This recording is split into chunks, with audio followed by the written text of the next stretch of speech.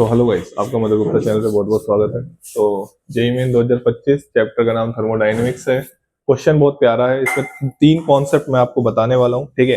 सबसे पहला कॉन्सेप्ट, पहले क्वेश्चन को पढ़ लेते हैं, ठीक है। क्वेश्चन ये है कि the hydration energies of K plus and Cl minus are minus X and minus Y kilo joule per mole respectively if lattice energy of KCl is minus Z kilojoule per mole, then the heat of the solution of KCl is, ये पूछा गया है, ठीक है। तो इसमें तीन चीजों की बात की गई है। तो सबसे पहले तो मैं अगर बात करूं तो आपसे एक तो एंथैल्पी ऑफ सॉल्यूशन की बात की गई है। तो पहले तो मैं ये समझा देता हूं कि ये क्या होता है, एंथैल्पी ऑफ सॉल्यूशन। फिर आपसे बात की गई है लैटिस एनर्जी की, ठीक है, ये दूसरी चीज हो गई। और फिर आपसे बात की गई है हाइड्रेशन एनर्जी की। इन तीन चीजों, ये थर्मोकेमिस्ट्री का आप क्वेश्चन समझ सकते हैं, ठीक है, कोई दिक्कत वाली बात नहीं है, थर्मोकेमिस्ट्री में पढ़ाया जाता है।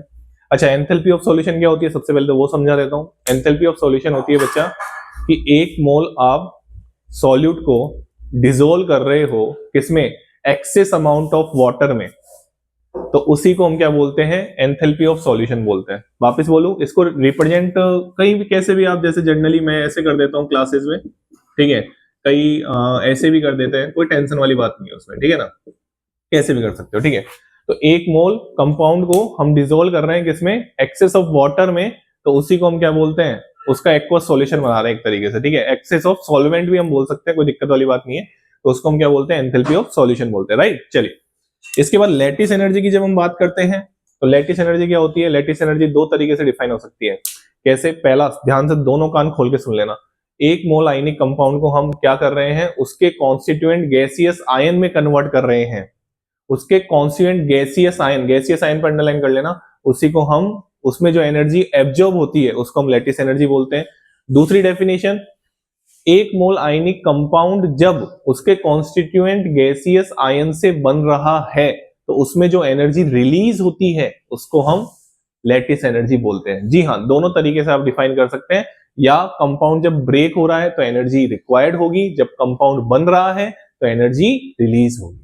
इस चीज का ध्यान रखना, बट इस चीज का ध्यान रखना उसके कॉन्स्टिट्यूएंट गैसियस आयन से। बात समझ में आ रही है। मैं ज्यादा डिटेल में अभी जा नहीं सकता, ठीक है, मैं आपको बस डेफिनेशन से मिला सकता हूं और इस एग्जांपल से मैं आपको समझा भी दूंगा। इसको हम ऐसे बता सकते हैं, ठीक है। इसके बाद हाइड्रेशन की एनर्जी। हाइड्रेशन की एनर्जी दो चीजों के लिए हम डिफाइन कर सकते हैं। एक तो हमारा हो गया एनहाइड्रस सोल्ट, एक तो हमारा हो गया एनहाइड्रस सोल्ट, और फिर उसके बाद हो गया हमारा एक गैसियस आयन। तो इसमें जो काम आने वाला है वो क्या आने वाला है, गैसियस आयन काम में आने वाला है।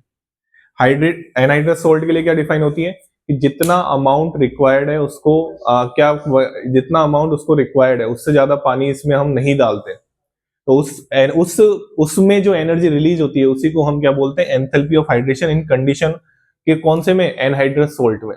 ध्यान से दोनों कान खोल के सुन लेना, एनहाइड्रस सोल्ट में उसको डिसोल्व हम, जैसे मैं आपको फॉर एग्जांपल समझाऊं कि जैसे CuSO4 को 5H2O की जरूरत है, कंप्लीटली डिसोल्व नहीं होता ये, ध्यान से सुन लेना। जितना अमाउंट रिक्वायरमेंट है उसमें जो एनर्जी रिलीज होती है उसी को हम क्या बोलते हैं, हाइड्रेशन की energy. This is for hydration energy 1 mole this, ठीक है।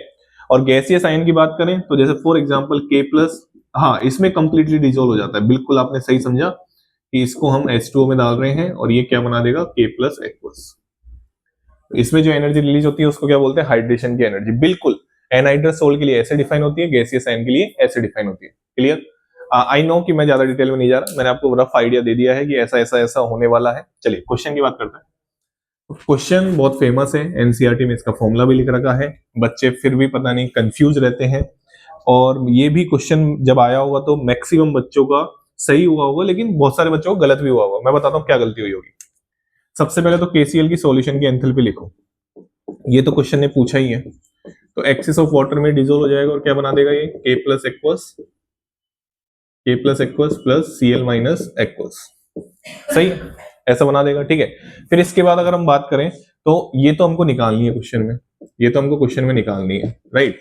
ये तो क्वेश्चन ने पूछा है, हम इसमें हैश लो लगाने वाले हैं। देखो कैसे, यहाँ पे लैटिस एनर्जी अगर आप देखोगे, देनी पड़ेगी, आपको देनी पड़ेगी। यहाँ पे -Z दे रखी है तो ये आपको फॉर्मेशन ऑफ KCl की दे रखी है, फॉर्मेशन ऑफ KCl, बस यही समझना था इस क्वेश्चन में। अभी समझा तो मैं क्या गलती होती, तो यहाँ पे कन्वर्ट होगा उसके गैसियस आयन में, यही तो बोला था मैंने। सही है। फिर उस क्वेश्चन ने क्या दे रखा है, hydration energy of K plus, ये लो hydration energy, delta hydration energy of K plus, और ये क्या हो गया, delta hydration energy of Cl minus.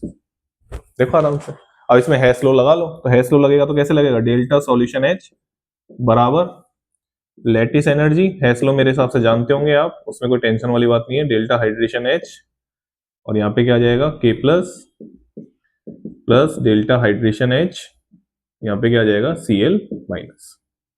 Gaseous ion आएंगे ऑब्वियसली, गैसियस आयन से बनता है भाई, ये ध्यान से सुन लेना, ठीक है, गलती से भी गलती नहीं होनी चाहिए, ठीक है। चलिए, तो यहाँ पे अगर हम ध्यान से देखें तो गलती कहाँ पे हो सकती थी वो मैं आपको बता देता हूँ, कि अगर आप यहाँ पे लैटिस एनर्जी लिखते जैसा कि क्वेश्चन ने दे रखा था -z -x -y, ठीक है, तो आपको एक ऑप्शन दिखाई देता है यहाँ पे -z -x + y, तो आप आंसर क्या लगा के आ जाते हैं, आंसर लगा के आ जाते हैं आप कौन सा, सी, और हंसते हंसते आपका क्वेश्चन क्या हो जाता, गलत हो जाता।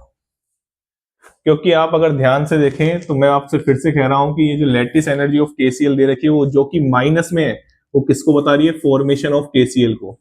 तो जब आप डिसोसिएशन ऑफ KCl के लिए लिखेंगे, डिसोसिएशन ऑफ KCl के लिए, तो बताओ, खुद बताओ कि क्या -z आएगी, नहीं, क्या आएगी, +z आएगी, क्या आएगी, +z।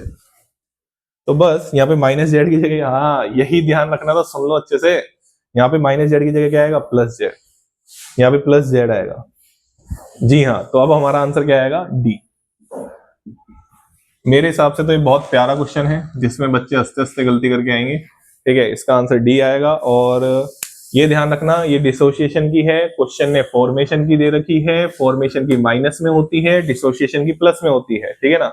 जैसे अगर मैं लिखूं K प्लस, आपको जो क्वेश्चन ने दे रखा था वो ये दे रखा था KCl सॉलिड, ये कितना दे रखा था क्वेश्चन ने, -x, तो अगर आप इसका उल्टा लिखते हैं तो उल्टा लिखोगे तो क्या आएगा बच्चा, K plus gas plus Cl minus gas, तो अगर ये आपको -z दे रखी थी क्वेश्चन में, तो ये क्या हो जाएगी इस रिएक्शन के लिए, +z, सिंपल, ठीक है ना। तो ये आपका क्वेश्चन था जेईई मेन 2025 का, चैप्टर थर्मोडायनेमिक्स का नाम है, ठीक है, और इस क्वेश्चन का आंसर क्या आ जाएगा, दिल्ली। तो thank you so much, channel को लाइक करें, शेयर करें और सब्सक्राइब करें।